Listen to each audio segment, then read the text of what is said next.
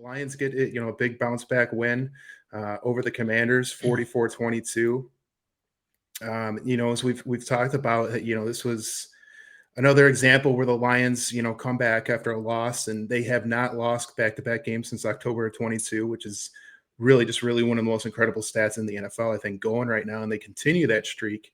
And they really, you could not ask for anything more offensively, scoring on every single drive until the end of the game when they finally, the last drive, they took a knee to end the game. But every drive they scored. And, the biggest thing out of this game, Brian, is it appears that Dan Campbell has taken over the play calling. What are your thoughts initially from this game? And overall, Dan Campbell taking over the play calling is obviously the big story coming out of this one.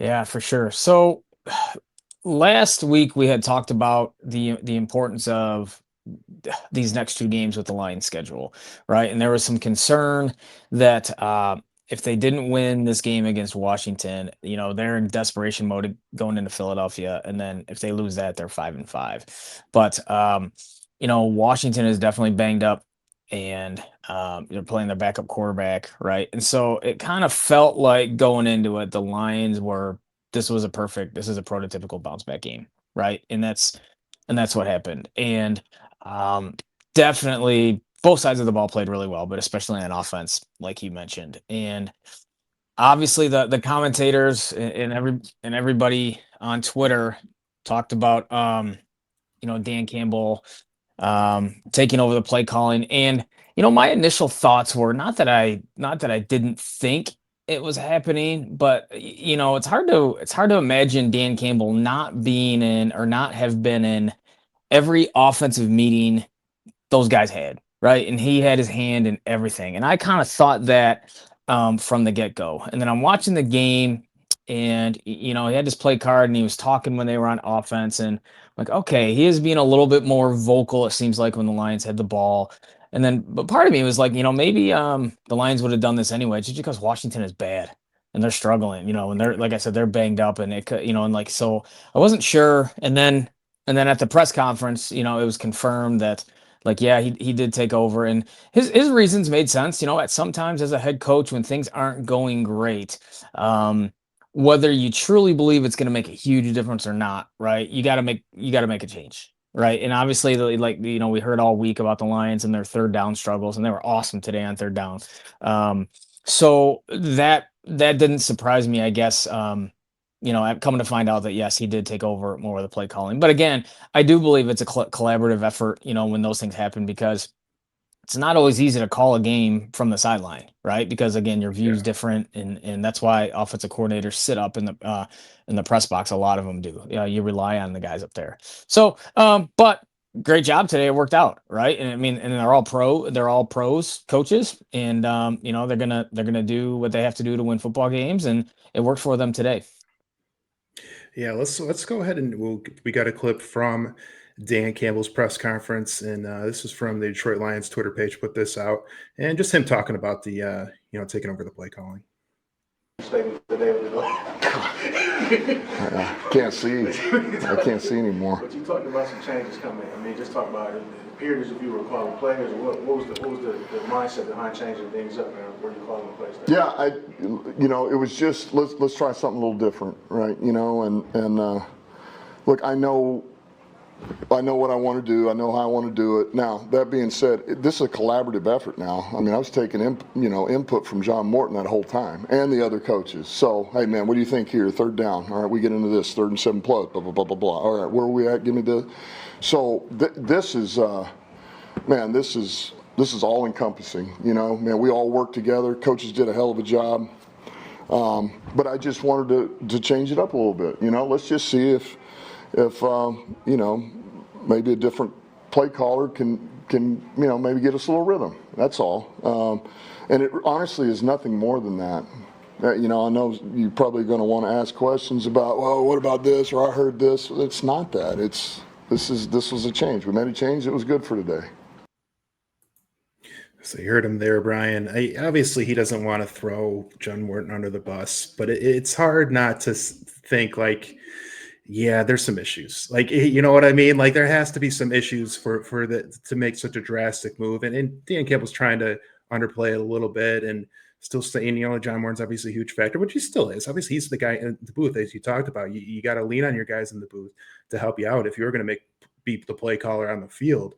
But obviously, for him to make that type of change and take over the play calling, there had to be some issues. For sure. And again, it can be as simple as going back to it, like if things are going to go bad, or it's going to go this way, then it's going to fall on me as the head coach, right? And he's going to take the hit one way or another. And so, to his credit, yeah, they did extremely well today, and he has a history of that. If you remember his, I think it was his first year with the Lions Yeah. when Anthony Lynn was the coordinator, right? And there was a time where he said he's taken over. I can't remember what week it was of that season, but he took over the play calling and finished out the year. So it wasn't like this hasn't been done before under a Dan Campbell regime. But again, he is right though. Like, no, he's not throwing John Morton under the bus, but it is a collaborative effort, right? It is more of a it has to be. It's a multitude of things. It's matchups, right? It's what the defense is in, and I mean, we have nothing to compare it to other than results, right? But it would be awesome to sit in that room and say, like, maybe there were some differences in personnel, or what specifically, like, run game downs compared to pass game downs, like what their thinking was. Like, that would be a pretty cool deep dive, Yeah. one day to look into, to see really what the major difference is, other than the results against a pretty bad team. Right. And I'm not And that's downplaying, and that's yeah. I'm not downplaying Dan Campbell, what he did today, obviously, right? They scored 44 points. It was awesome. But I would just, like, it would be cool, right, from a fan perspective, or from our, geeky coach perspective, to kind of see, like, what really the difference was for them. Oh yeah, to be a fly on the wall in those meetings this week, because there had to have been some pretty tough conversations that were had Mhm. between John Morton and Dan Campbell, because you can't imagine John Morton's like, yeah, that's fine. Yeah, go ahead, take the play calling from me. Right. He was hired as the offensive coordinator, was hired to be Sure. the play caller, and you're midway through this Sure. season, and they were still, I mean, they went into the game as one of the highest scoring offenses in the NFL. So it's not like he's done a horrendous job, but obviously there was things that were not being done that Dan Campbell wanted done, and he felt the need to have to take over the play calling to ensure that those things are being done. And I think a lot of it is just making sure that everybody's getting involved. The big thing was Jameson Williams wasn't touching the ball enough.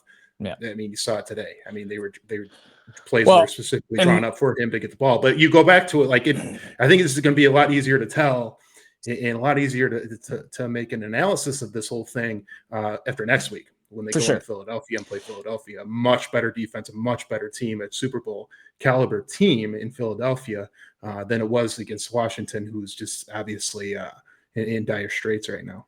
Yeah, and Jameer Gibbs felt like a lot more involved today. Yeah. Remember, that's one of the things we talked about last week, where he really didn't feel like he did a whole lot last week. But yeah, like, there's a lot of great offensive coordinators who might not be great play callers, and vice versa, right? It's still, a lot of it is, I'm sure there's still, like, a combination of John Morton's scheme and thoughts and Dan Campbell's thoughts before they even hired him, right? They obviously had to be on the same page to some degree. I mean, it wasn't like the Lions back in the day when, hey, Mike Martz is the OC, and it's like, here, you just go do your thing, right? Like, I don't think it was like that at all. But yeah, you're right. Next Sunday is going to be fun and interesting, and that's another big test. But man, huge win today. So for the Lions, because again, you look around the NFL, and especially the Central, or excuse the Central. God, I'm aging myself, but NFC North, right? Look Yeah. at the Bears won again today. You know what I mean? So I mean, there's got to win games, right? It would look really good, because we've talked about it before. The Lions would feel really good if they can beat the Eagles, simply because the next 3 games are at home, and I think they're going to be favored in all 3. Yeah. So next week is pretty important. And I thought they got out of the game today relatively healthy. Like, the Penei Sewell stuff early on was a little That was scary. Yeah. scary, right? Because you could argue, with all the players on their roster, you could argue he's the most valuable player on their roster. Even though I said Jameer Gibbs might be the best player in the NFL. Well, I mean, especially but considering the injuries they already have, and Frank Ragnow obviously leaving in retirement before the correct. season, like Sewell probably is the most valuable player on that team right now. For sure. Yep. But yeah, it was good win, man. Good win.